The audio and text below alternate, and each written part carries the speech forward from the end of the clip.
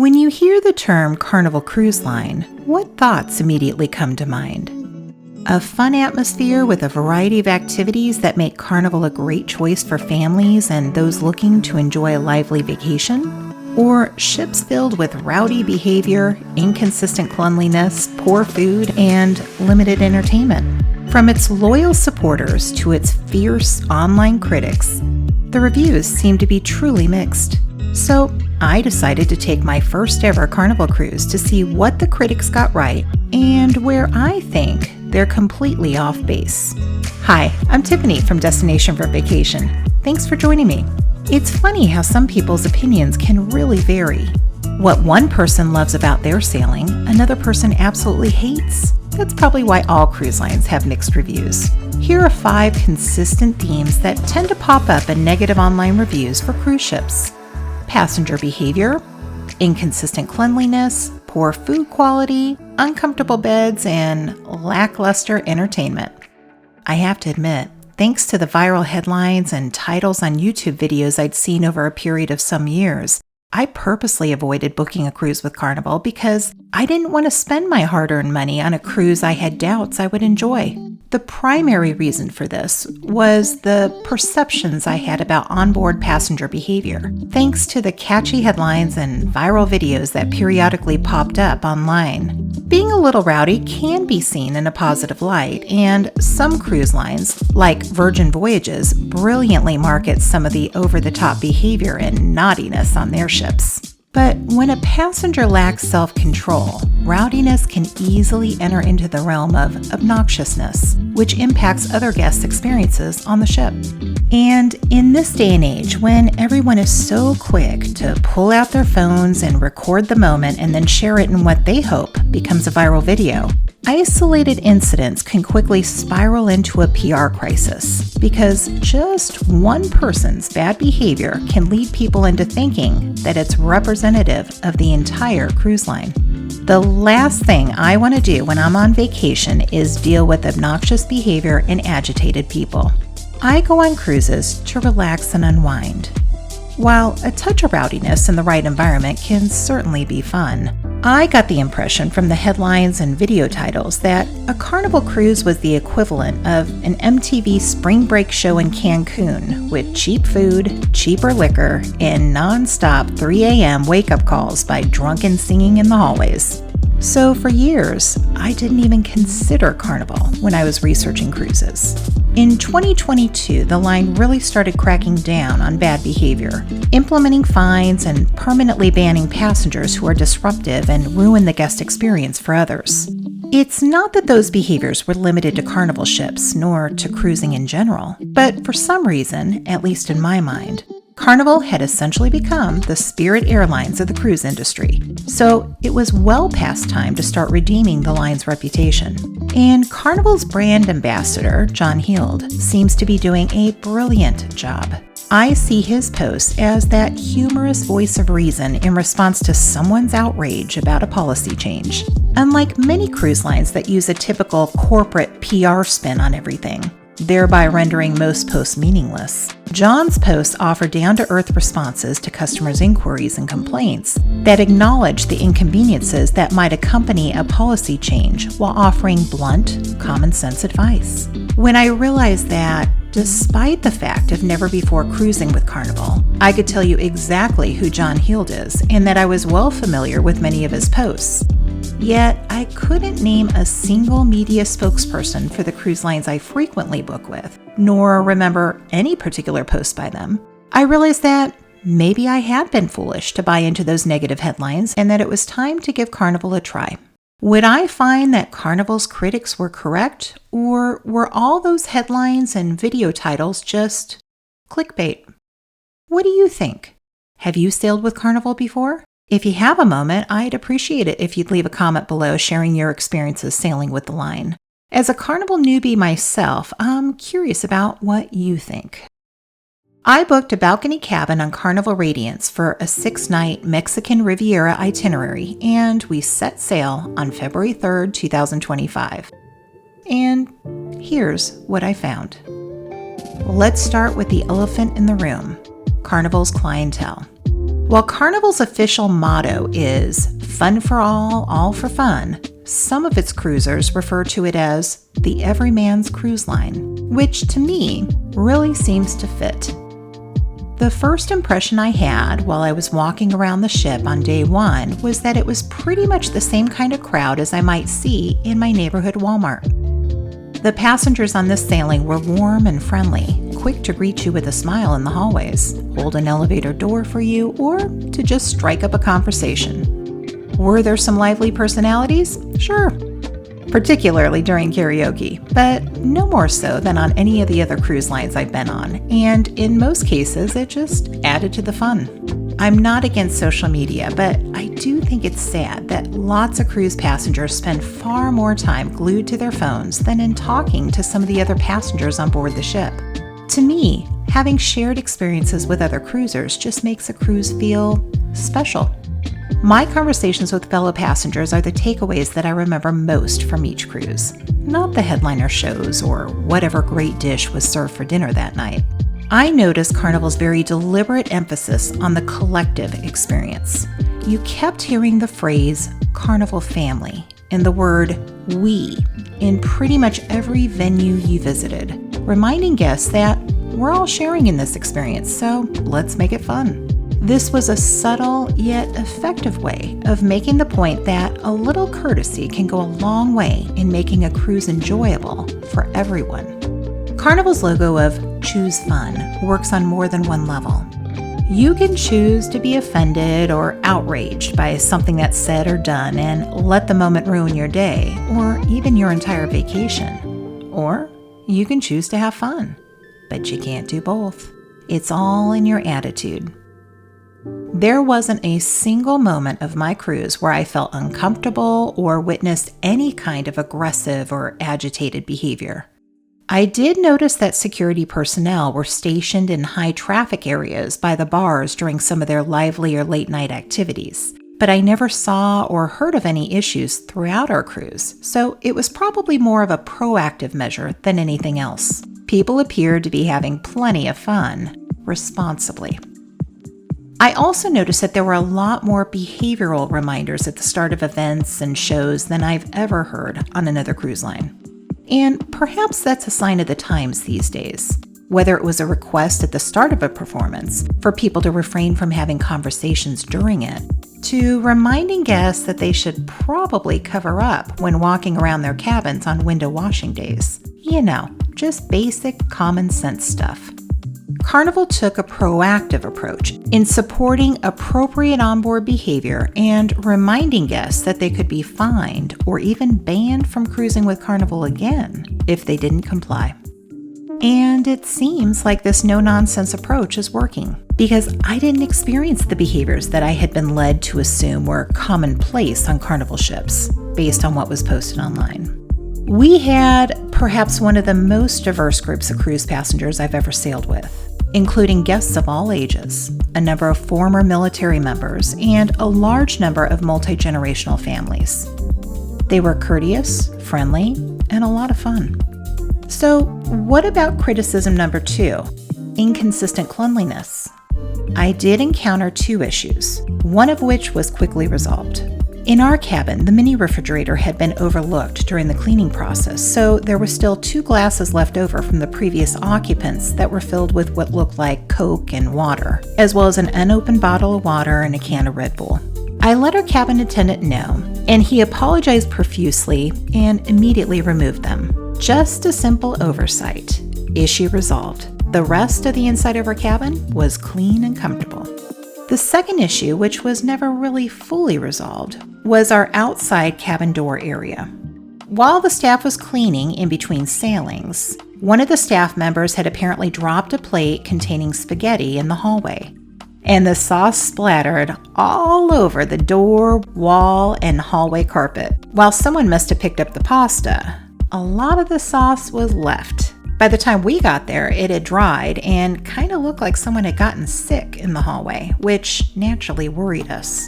After it was reported to our steward and guest services, it took a couple of hours for someone to come by and clean it up. And whoever did come by did not do the most thorough job. as we could still see small splatters of evidence of it on the hallway's carpet and wall for the remainder of our cruise, even though it was pointed out again. But beyond those two issues, our cabin was clean and comfortable. The common areas were all kept clean and tidy throughout our sailing, and I thought the staff did a good job of keeping up with the miscellaneous spills and messy guests throughout our cruise. Since Carnival's cabin fares tend to be lower in cost than other cruise lines, you'd think that something has to give, just so the company makes a profit. So I expected Carnival's critics to be correct when it comes to the quality of the food and the comfort of the beds. But I gotta tell you, I was wrong on both accounts. I've been doing far too much sitting and snacking lately, so I thought, why not do a video where I challenge myself to lose 5 pounds on a cruise instead of gaining them, as I usually tend to do? Now, you might be thinking, why would you ever do that when food is such an enjoyable part of the cruise experience? Well, because I had 5 cruises planned over a 2-month period, so if I gained 5 pounds on each, that's 25 pounds. And silly me, I thought I could easily lose 5 pounds on a Carnival cruise because at the rate I was paying for my cabin, I was sure some of the online critics would be correct and I just wouldn't like the food. But unfortunately for my waistline, that just wasn't the case. It seems like a lot of cruise ships are placing more emphasis these days on the appearance of their food than its actual taste. But I'm happy to report that I enjoyed the food in the complimentary dining areas on Carnival's Radiance. There weren't enough sailing days to try all the dining venues, and I purposely didn't book either of the specialty restaurants. I wanted a true value experience. What would I get when booking my cabin? And would I enjoy it? Would I agree with the online critics? Or do you have to pay more in upcharges to enjoy a meal on Carnival like you do on other cruise lines? Now, let me be very clear. Michelin star dining, it's not. If you're expecting to be able to order a dish like bluefin tuna tartare with smoked avocado, passion fruit gel, saffron dressing, and truffle carpaccio, Carnival's not your cruise line. But for what I paid for my cruise, I was surprised about how consistently enjoyable the food was. The dishes in the main dining room weren't by any means complex in terms of ingredients, but I liked mostly everything I had there. And sure, the choices on the buffet were limited, and they weren't always Instagram worthy, but they were usually tasty. I will say that the prime rib at the carving station looked severely undercooked both times I had walked by, and I happen to like rare meat. But in this case, it wasn't rare, it was glistening red. But I've seen that happen on other buffets as well. What about their desserts? Oof, don't get me started.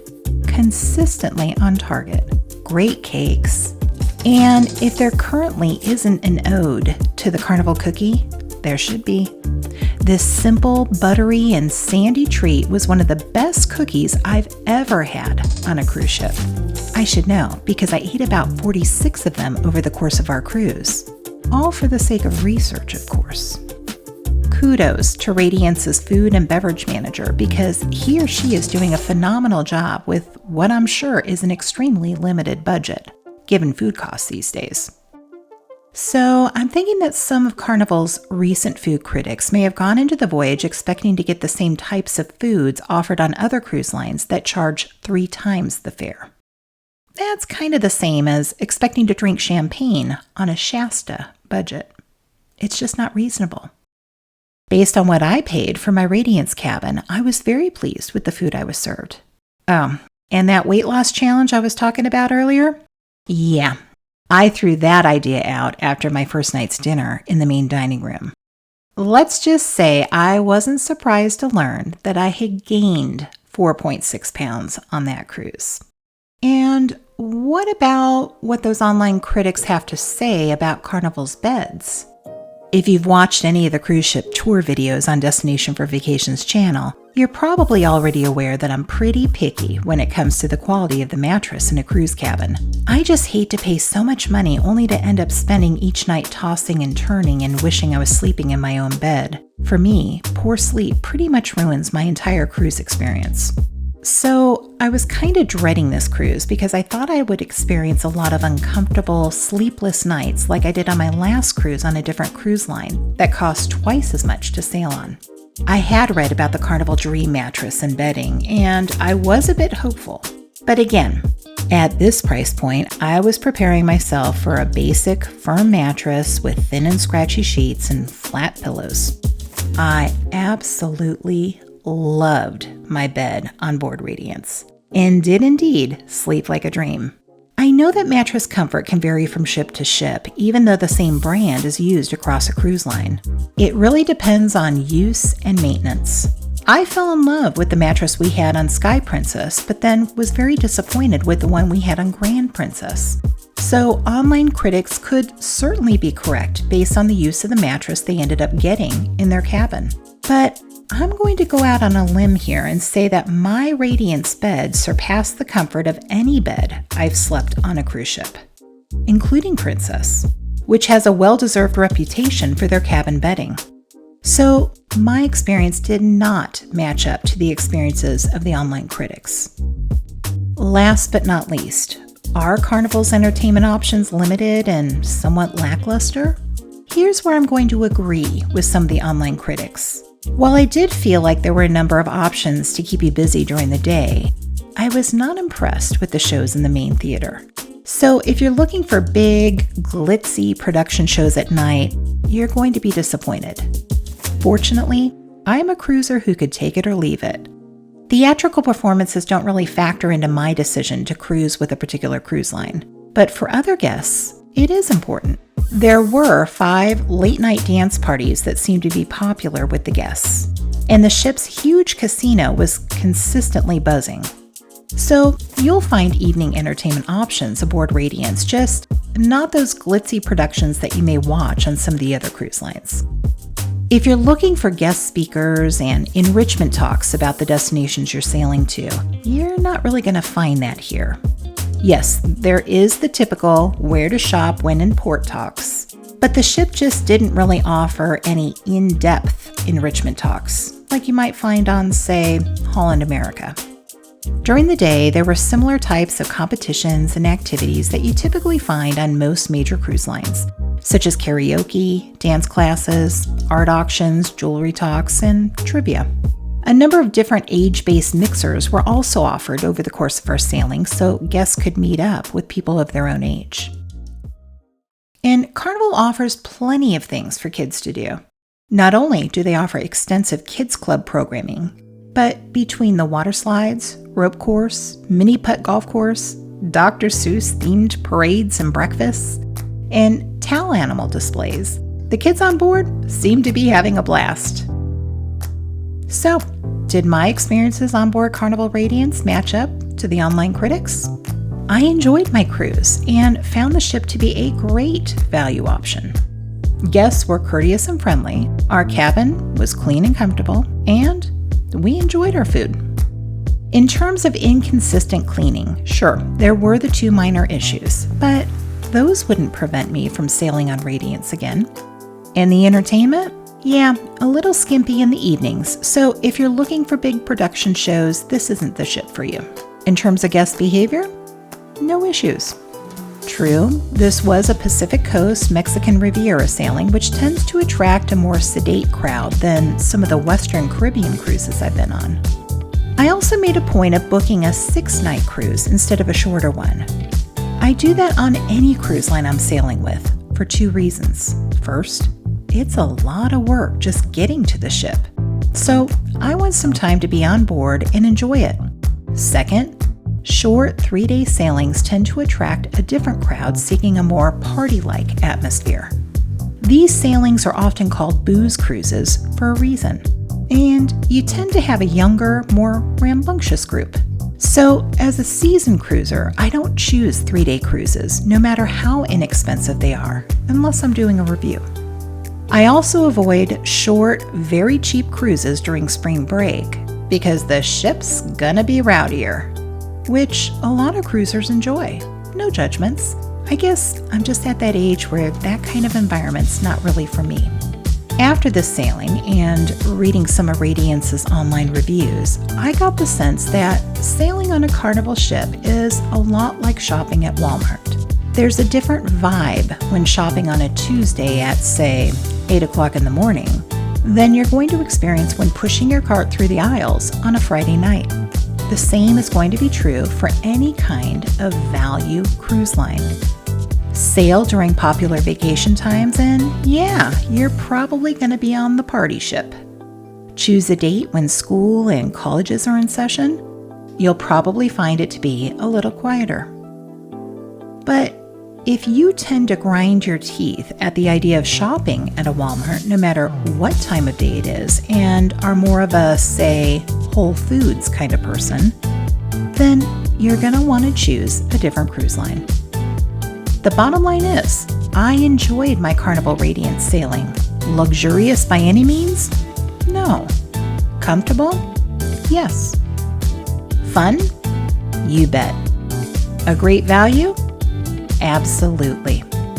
So, I hope this video helps those of you who may be on the fence and trying to decide whether or not to spring for a Carnival cruise. Listen, everyone's a critic, including me.